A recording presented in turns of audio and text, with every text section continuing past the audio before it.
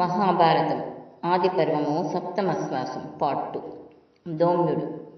అర్జునుడు అంగారాపన్నునితో, మాకు ఇక్కడ తెలిసిన వాళ్ళు లేరు, మాకు దారి చూపే పురోహితుడు ఎవరో చెప్పు అని అడిగాడు. అందుకు అంగారాపన్నుడు, ఇక్కడకు ఉత్కంచం అనే పుణ్యతీర్థం ఉంది, అక్కడ దౌమ్యుడనే బ్రాహ్మణుడు తపస్సు చేసుకుంటున్నాడు, మీరు అతనిని పురోహితునిగా చేసుకోండి అని అర్జునునితో అన్నాడు. తర్వాత పాండవులు దౌమ్యుని వద్దకు వెళ్ళారు. అతనిని తమ పురోహితునిగా ఉండమని కోరారు. దౌమ్యుడు అందుకు సమ్మతించాడు. పాండవులు, కుంతీదేవి దౌమ్యుని వద్ద ఆశీర్వాదం తీసుకుని ఆయనతో పాంచాల దేశానికి బయలుదేరారు. దారిలో మరికొందరు బ్రాహ్మణులు వారిని అనుసరించారు. పాంచాల దేశంలో వారు ఒక కుమ్మరి ఇంట బస చేశారు. ద్రౌపది స్వయంవరం. స్వయంవర మండపంలో అనేక మంది రాజులు ఉపస్థితులై ఉన్నారు. వారిలో ఒకరిని వరించడానికి కృష్ణ సిద్ధంగా ఉంది. దుష్టదుమ్నుడు మత్స్యయంత్రం గురించి రాజుల గురించి కృష్ణకు చెప్పాడు. స్వయంవరానికి దుర్యోధనాదులు, కర్ణుడు, భూరిశ్రవుడు, సోమదత్తుడు, శృతసేనుడు, అశ్వత్థామ, శల్యుడు, విరాటుడు, జరాసంధుడు, గాంధార రాజులు, సారణుడు, సాత్యాకి, సాంబుడు, సంకర్షణుడు, ప్రద్యుమ్నుడు, అనిరుద్ధుడు, కృతవర్మ, యుయుధానుడు, సుమిత్రుడు, సుకుమారుడు, సుశర్మ, సుదక్షిణుడు, సుశేషునుడు, సేనాభిందుడు, చంద్రసేనుడు, సముద్రసేనుడు, ఔషీనరుడు, చకితానుడు, జనామేజయుడు, శిశుపాలుడు, జయద్రథుడు, బృహదద్రుడు, సత్యవ్రతుడు, చిత్రాంగదుడు, శుభాంగదుడు, భగీరథుడు, భాగదత్తుడు, పౌండ్రక వాసుదేవుడు, వత్సరాజులు, యదు, రుష్టి, భోజ, అందక, వంశరాజులు మొదలైన రాజులు. స్వయంవరంలో మత్స్యయంత్రమును ఛేదించిన అర్జునుడు. బ్రాహ్మణ సమూహాలు వచ్చారు. అన్న బలరామునితో వచ్చిన కృష్ణుడు పాండవులను గుర్తించాడు. కనుసైగతో యదువీరులను స్వయంవరంలో పాల్గొనవద్దని ఆదేశించాడు. ఒక్కొక్కరే స్వయంవరంలో పాల్గొని విల్లు కూడా ఎక్కుపెట్టలేకపోయారు. కర్ణుడు, శల్యుడు లాంటి వారు ఎక్కుపెట్టిన మత్స్యయంత్రాన్ని ఛేదించలేకపోయారు. అది చూసిన అర్జునుడు ధర్మరాజు వైపు చూశాడు. ధర్మరాజు వెళ్ళమని సైగ చేశాడు. స్తభాస్థలి వైపు వెళ్తున్న అర్జునుని చూసి కొంతమంది ఇతని వలన ఏమవుతుందని చులకనగా చూసిన కొందరు బ్రాహ్మణులు మర్యాద కాపాడాలని వేడుకున్నారు. అతి సులువుగా విల్లు ఎక్కుపెట్టి 5 బాణాలను వదిలి మత్స్యయంత్రాన్ని పడగొట్టాడు. రాజులంతా చేష్టాలుడికి చూస్తున్నారు. బ్రాహ్మణులు అత్యంత ఉత్సాహం చూపెట్టారు. ధర్మరాజు భీముణ్ణి అర్జునునికి తోడుగా ఉంచి తను విడిదికి వెళ్ళాడు. ద్రుపదరాజు పుత్రి అర్జునుని మెడలో వరమాల వేసింది. రాజులందరినీ కూర్చి సుయోధనుడు భీమార్జునులను ఎదుర్కొనుట. రాజులందరూ ఇది చూసి ఆగ్రహదగ్రులయ్యారు. దుర్యోధనుని నాయకత్వంలో విద్యాపటిమ చూపించి గెలుచుకున్న బ్రాహ్మణుణ్ణి తప్పులేదు, కానీ ద్రుపదుడు మనల్ని పిలిపించి అమర్యాద చేశాడు, ఇతని బలాన్ని అణిచివేయాలి అని అన్నాడు. బ్రాహ్మణులు అర్జునుని ప్రోత్సహిస్తూ రాజులతో కలయబడ్డారు. ద్రుపదుడు అర్జునుని పక్కన నిలబడ్డాడు. అర్జునుడు బ్రాహ్మణులను వారించి భీమునికి సైగ చేసి రాజులతో తలపడ్డాడు. ఇక్కడ మహాభారతంలో శ్రీకృష్ణుని ప్రవేశం అవుతుంది. శ్రీకృష్ణుడు ఇదంతా ఆశ్చర్యంగా చూస్తున్నాడు. బలరామునితో, అన్నయ్య, పాండవులను చూశావా? వెళ్ళిపోయిన వారు ధర్మరాజు, నకుల సహదేవులు. చెట్టు పెరికి యుద్ధం చేస్తున్నవాడు భీముడు. బాణాలను సంధించి యుద్ధం చేస్తున్నవాడు అర్జునుడు అన్నాడు. లక్క ఇంటిలో మరణించారని అనుకున్న వాళ్ళు ఇక్కడ కనపడడం బలరామునికి ఆశ్చర్యం కలిగించింది. కర్ణుడు అర్జునుని నైపుణ్యం చూసి, నన్ను ఎదిరించటం దేవేంద్రునికి, అర్జునునికి, పరశురామునికి తప్ప సాధ్యం కాదు, నువ్వు ఎవరు అని అర్జునుణ్ణి అడిగాడు. అర్జునుడు, నేను వీరిలో ఎవరిని కాను, కానీ ముందు యుద్ధం చెయ్యి అన్నాడు. భీముడు శల్యునితో యుద్ధం చేసి ఓడించాడు. ఈ బ్రాహ్మణులతో యుద్ధమేమిటి అని రాజులు వెనుదిరిగారు. కానీ దుర్యోధనుడు మాత్రం ఈ బ్రాహ్మణులు ఎవరు, ఎక్కడి నుంచి వచ్చారు అని విచారిస్తుండగా శ్రీకృష్ణుడు, సుయోధన, ఇతరులు చెయ్యలేని కార్యం ఈ బ్రాహ్మణుడు చేశాడు. ద్రౌపదిని భార్యగా పొందాడు. ఇంకా అతని గురించి మనకెందుకు, పదండి అని వారించాడు. దుర్యోధనాదులు సరే అని వెళ్ళిపోయారు. ద్రౌపదిని భీమార్జునుడు కుంతి వద్దకు తీసుకువెళ్ళుట. కుంతీదేవి విడిదిలో ఆందోళన పడసాగింది. స్వయంవరానికి వెళ్ళిన పాండవులు ఎంతకీ రాకపోయేసరికి దుర్యోధనాదులు గుర్తించి చంపివేశారేమోనని కలతపడింది. ముందుగా ధర్మరాజు, నకుల, సహదేవులు వచ్చారు. తర్వాత అర్జునుడు, భీముడు ద్రౌపదితో వచ్చారు. రాగానే అర్జునుడు కుంతీదేవితో, అమ్మా, మేము ఒక భిక్ష తీసుకువచ్చాం అన్నాడు. వారిని చూడకుండానే కుంతి, మీరు 5 ఉపయోగించండి అని చెప్పింది. ఆ తర్వాత కొడుకు తీసుకువచ్చింది ఒక కన్యనని తెలుసుకొని అధర్మం పలికినందుకు భయపడింది. ఆమె, ధర్మరాజా, ఏమి తెచ్చారో తెలియక అలా పలికాను. ఇది అధర్మం, లోక విరుద్ధం. ఇప్పుడు ఏం చెయ్యాలి అని అడిగింది. అప్పుడు ధర్మరాజు అర్జునుని చూసి, అర్జున, ఈమెను నువ్వు గెలుచుకున్నావు కనుక నువ్వు వివాహం చేసుకో అన్నాడు. అందుకు అర్జునుడు ధర్మరాజుతో, అన్నయ్య, పెద్దవారు మీరుండగా నేను వివాహం చేసుకోవడం ఉచితం కాదు. ఈమెను మీరు వివాహం చేసుకోండి అన్నాడు. ధర్మరాజు, మనలో మనకు తగువెందుకు, మనం 5 వివాహం చేసుకుంటాము అన్నాడు. శ్రీకృష్ణుడు బలరామ సహితంగా అక్కడికి వచ్చి తనని తాను పరిచయం చేసుకుని ధర్మరాజుకు, కుంతీదేవికి నమస్కరించాడు. ధర్మరాజు శ్రీకృష్ణునితో, బ్రాహ్మణ వేషాల్లో ఉన్న మమ్మల్ని ఎలా గుర్తుపట్టారు అన్నాడు. శ్రీకృష్ణుడు, ధర్మజ, సూర్యుని మేఘములు కమ్మినంత మాత్రాన తేజస్సు దాగుతుందా? మీరు ఏ వేషంలో ఉన్నా మీ తేజస్సు మిమ్మల్ని గుర్తించేలా చేసింది. మత్స్య యంత్రాన్ని అర్జునుడు కాక మరెవ్వరు ఛేదించగలరు. ఎలాగో లక్క ఇంటి నుండి తప్పించుకున్నారు. మీకు శుభం కలుగుతుంది అని చెప్పి బలరామునితో వెళ్ళిపోయాడు. ద్రుపదుడు పాండవుల పుట్టుపూర్వోత్తరాలు కనుగొన ప్రయత్నించుట. ద్రుపదుడు కుమారుణ్ణి పిలిచి, దుష్టదుమ్న, ఎవరో బ్రాహ్మణుడు మత్స్యయంత్రాన్ని కొట్టి ద్రౌపదిని తీసుకువెళ్ళాడు. నువ్వు పోయి వారి పుట్టుపూర్వోత్తరాలు తెలుసుకొనిరా అని చెప్పాడు. దుష్టదుమ్నుడు భీమార్జునుల వెంట వెళ్ళి జరిగినది చూసి వచ్చాడు. ద్రుపదునితో, తండ్రి, ఆ 2 ద్రౌపదిని తీసుకుని ఒక వయసు పైబడిన స్త్రీకి చూపించారు.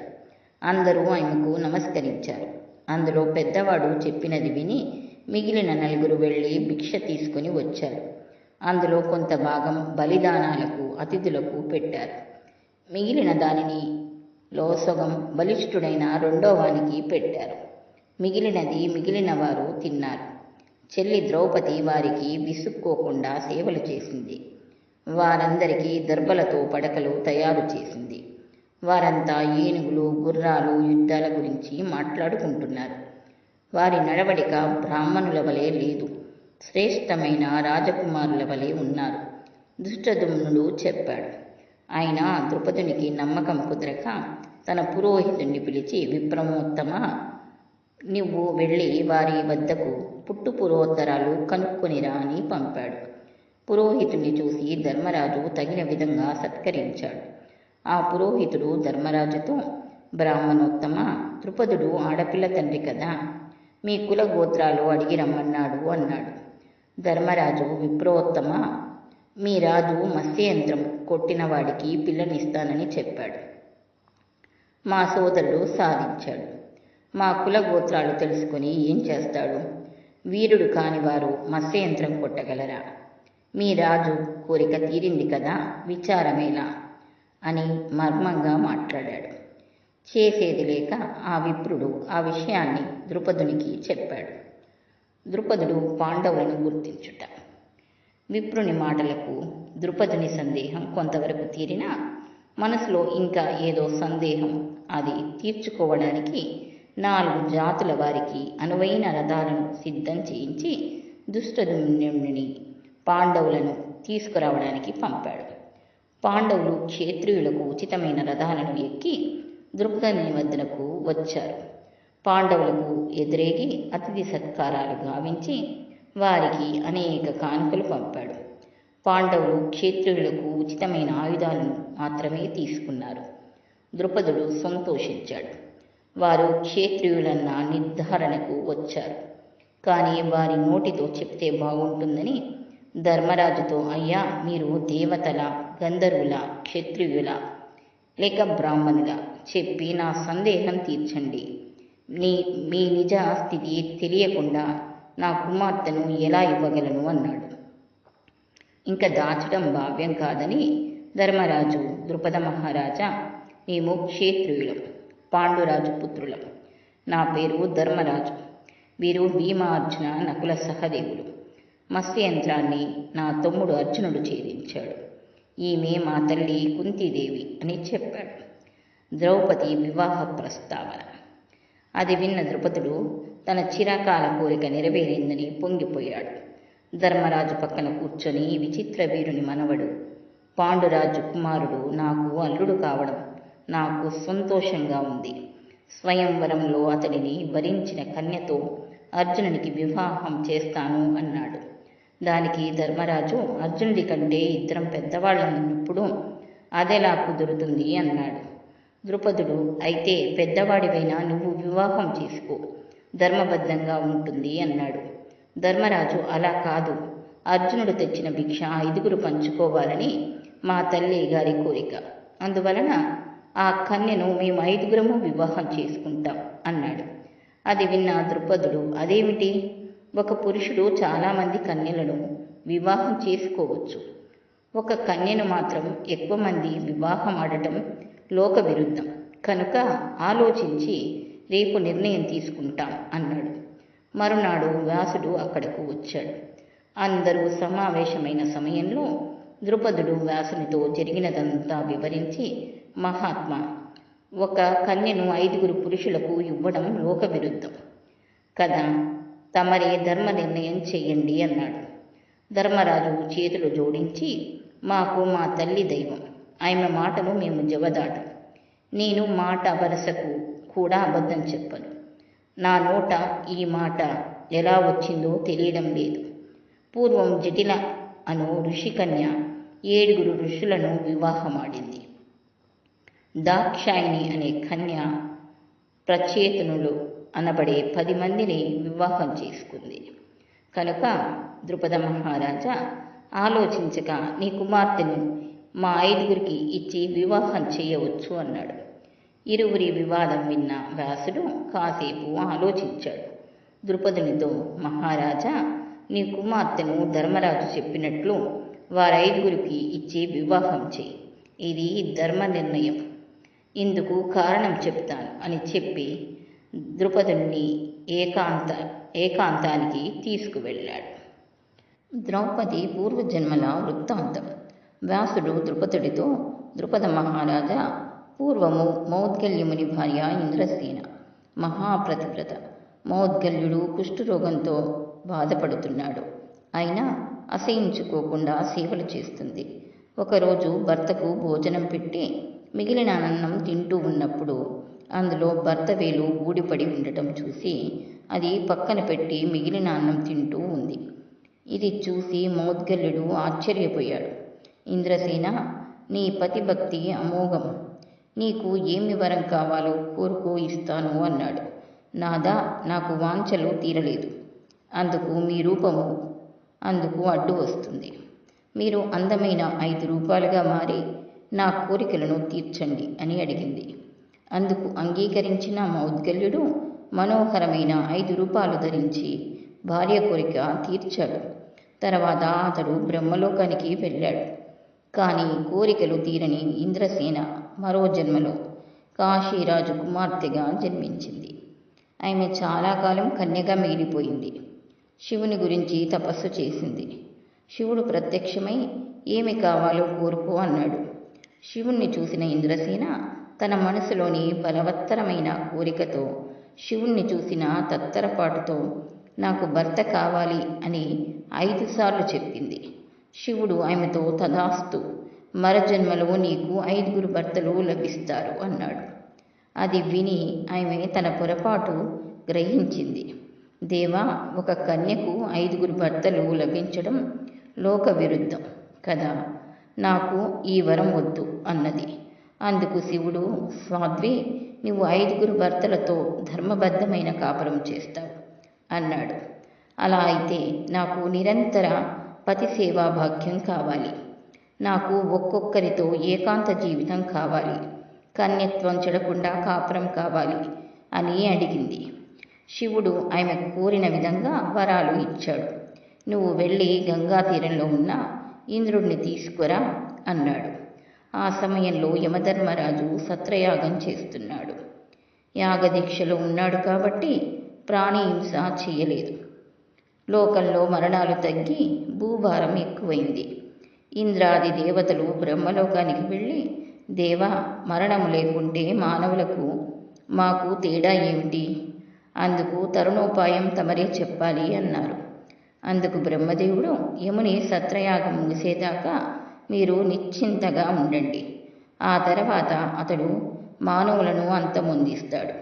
మీ తేజస్సు, యముని తేజస్సుతో పుట్టిన వీరులు ఆయనకు సహాయంగా ఉంటారు అన్నాడు. దేవతలు ఇంద్రలోకం వెళుతూ గంగా తీరంలో ఏడుస్తున్న కాశీరాజు కూతుర్ని చూశాడు. ఇంద్రుడు, ఎందుకు ఏడుస్తున్నావు అని అడిగాడు. ఆమె, అది తెలుసుకోవాలంటే నా వెంట రావాలి అని శివుని దగ్గరికి తీసుకువెళ్ళింది. ఆ సమయంలో శివుడు ఒక యువతితో పాచికలాడుతున్నాడు. ఇంద్రుడు, ముల్లోకాలకు అధిపతిని నా ముందు జూదమాడుతావేమి అని అహంకారంతో అన్నాడు.